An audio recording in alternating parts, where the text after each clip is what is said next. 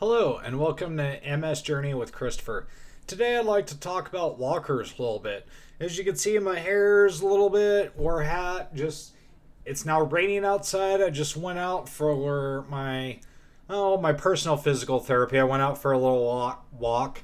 I love to use my tall walker for it, so we're going to talk about that right out of the gate. So, I have a tall stand-up walker that I can rest. It's got areas where I can rest my forearms and I can hold the grips vertical. Now, with that, it's really great for long walks. I love it for walks. Excuse me, I'm going to have my coffee because normally it goes cold while I do this. Anyways, it goes it goes great on walks because my back, I don't lean over. My back doesn't hurt so much. It's great for that. When my back starts to hurt, it's the muscles. I'm working the muscles. Maybe I'm overcompensating sometimes in my back to walk, but my back doesn't just hurt to hurt because I'm leaning over at a really uncomfortable, oh, like that rounded arch you get with something too short. So it's great. I can't say enough good stuff about it just going for what I consider long distance walks, or if you have walks. Now, with that, you don't want to go on walks where you've got any sort of incline or decline. It doesn't do so well. Like, you have a hard time because either it's angled up above where you can get to it, or it's like way down where you're leaning down trying to keep up with it in the brakes.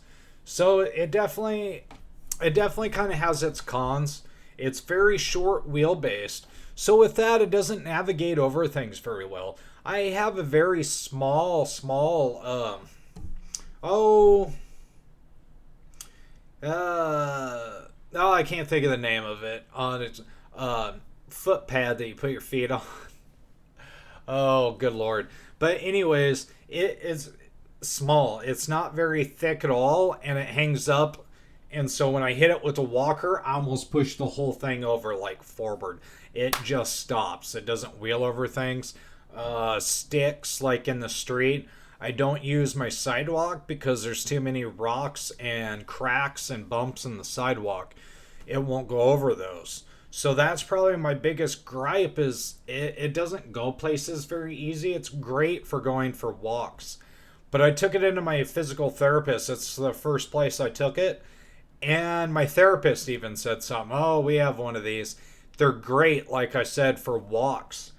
But when you're navigating around machinery or, you're turning a lot, you need to put it places, it's really not great for that.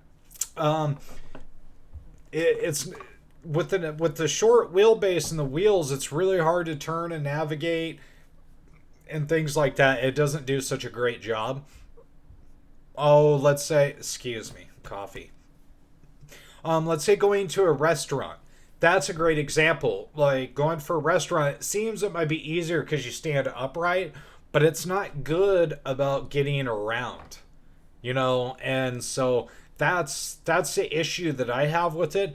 Great for walks and physical therapy. I am tremendously happy my family got me one. I'd never be able to get one, if it wasn't for my family. So I literally use it every day for my walk, rain or shine. But the one I decided to take with me all the time is one of the small normal push walkers.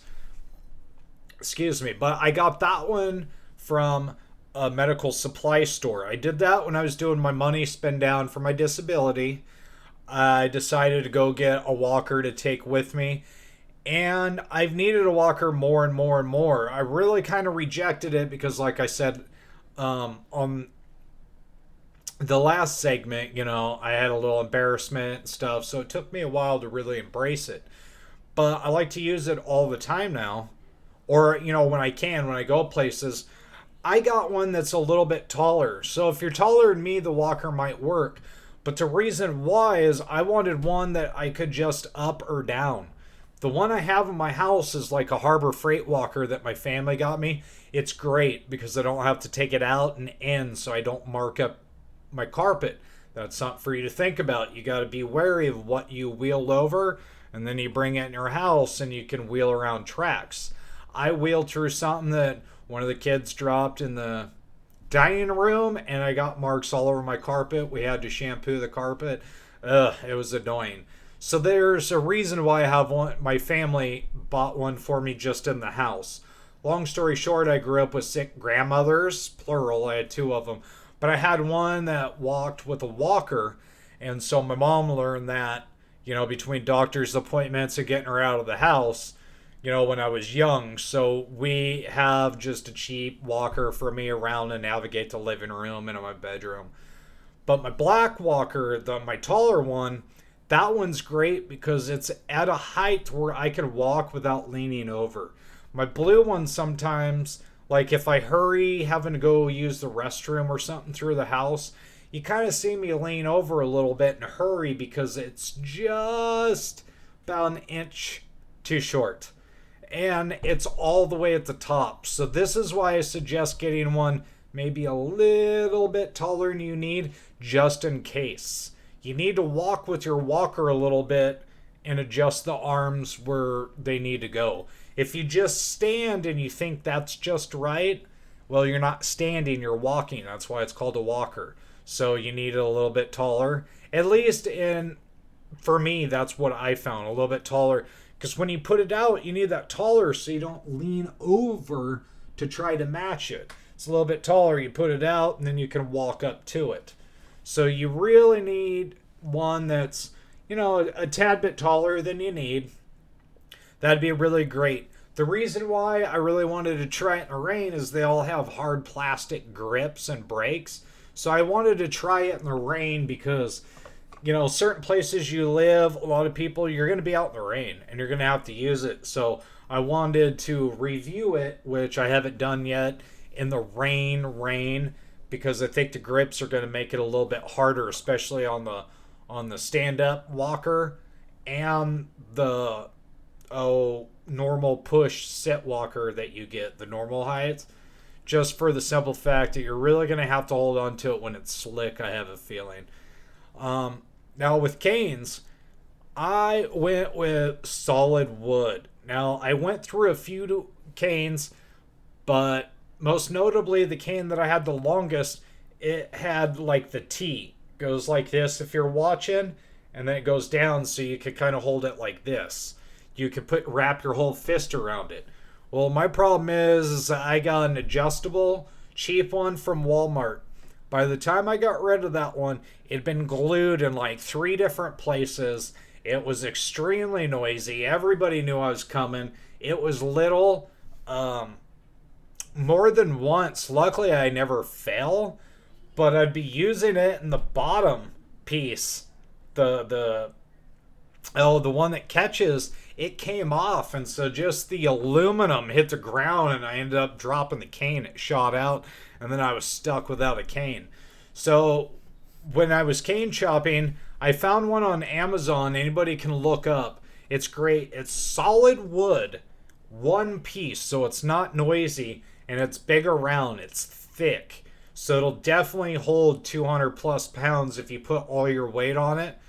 The screw is a couple inches long. That's the only piece you have to put together, is the handle. Screws in, comes in 2 pieces. Very easy to use. Solid wood, you can pick the color. Big handle.